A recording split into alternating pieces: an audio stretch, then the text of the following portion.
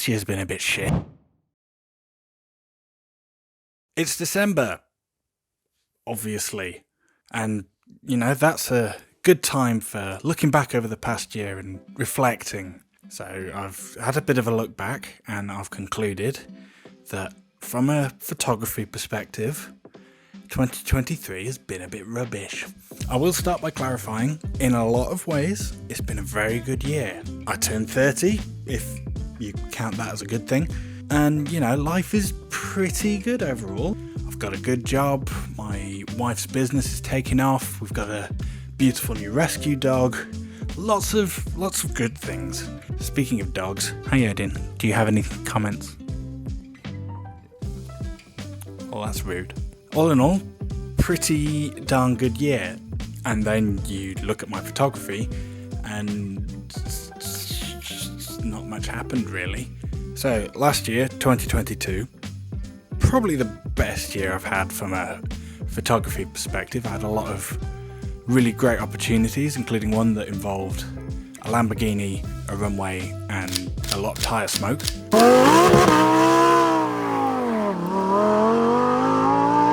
So I thought, great, going into 2023, we'll double down on it. We'll make some grand plans. We'll contact some local models. We'll get in touch with local car owners and try and get some really interesting shoots together.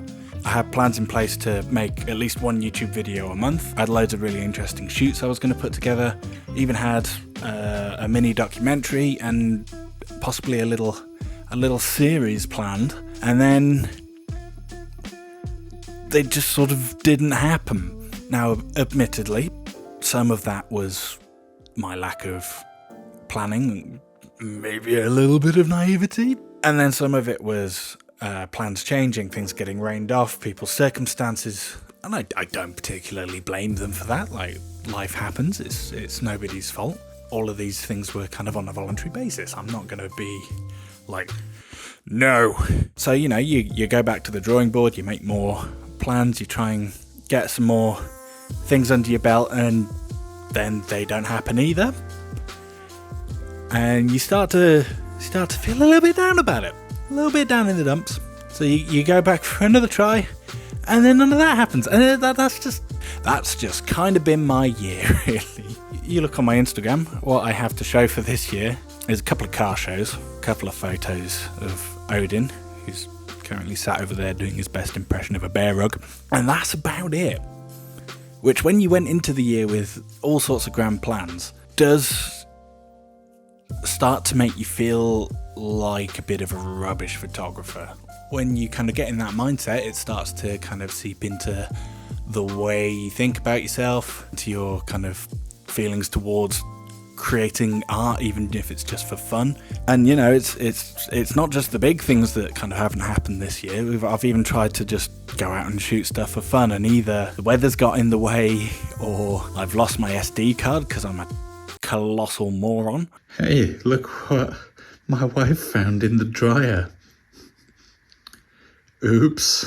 At Halloween, right, we bought some pumpkins, and the plan was to take Maisie out to a nearby field by our house and just take some nice pictures of her with these jack-o'-lanterns that we carved, because we've not really got any nice photos of Maisie. We've just not had the opportunity. We're in a field now. We don't have much time. It's been quite close to sunset because I forgot the clock's changed. But yeah, we've got the pumpkins over here, very nicely carved. We're going to attempt to get Maisie to sit in front of the bench, and we'll take some nice photos, won't we, Maisie? I'm sure nothing can go wrong.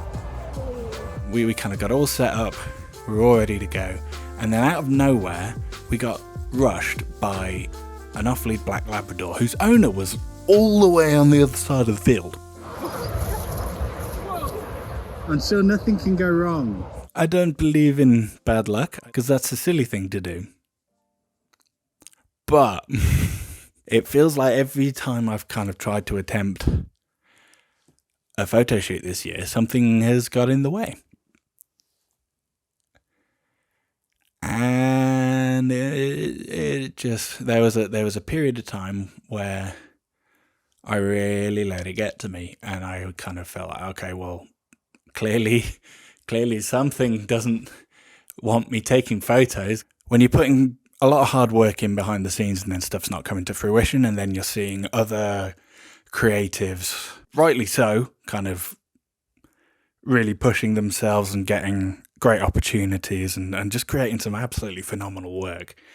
And then you look at what you've been able to produce and you just sort of, it's hard not to compare. It's hard not to feel a bit inadequate. It's hard not to be quite down on yourself. The thing that kind of got me thinking about all this was I sat down the other day to post some photos to my Instagram. I thought, it's been a while. I've got these photos that I've had sitting around on my phone for a little while, and I'm pretty pleased with them. This was from a photo shoot I did with a work colleague, their partner, and their absolutely gorgeous little chihuahua. And then I was scrolling through these photos, and I was scrolling through my Instagram feed, and I was just filled with this kind of sense of, well, no one's going to care if you post this. They're not good enough. They're not up to par with the people that you're kind of, I don't want to use the words competing against, because that's not what it is, but that's kind of the mindset you get into. As creatives, I think we get way too caught up in the numbers, the statistics, the views, when in reality all that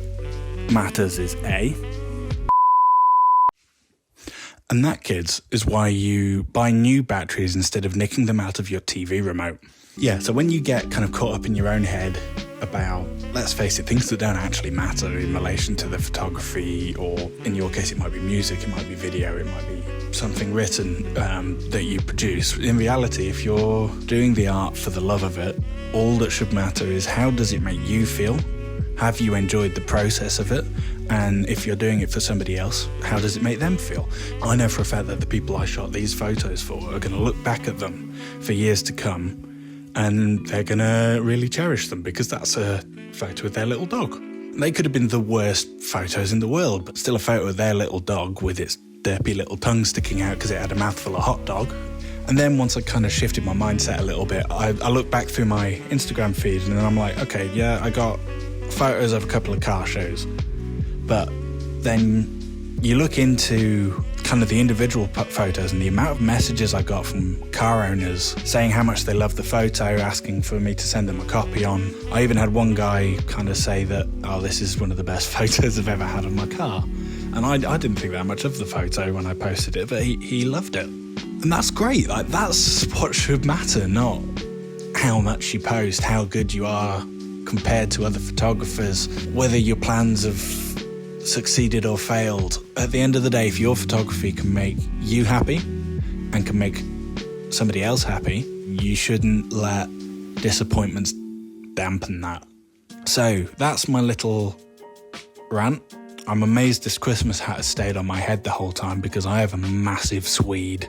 And, you know, this brings up my YouTube video count for the year from 1 to 2. So, you know, it's progress. I've got one more video coming out, hopefully before the end of the year. I'll be honest, it's a little dumb and it's not really photography based, but I'm hoping if you've enjoyed kind of my other videos, you'll find it funny, or you'll wonder why you wasted several minutes of your life and maybe send me angry letters, who knows. But yes, there you go. That's the end of my ramblings for today. Thank you for watching if you've made it this far, and Merry Christmas.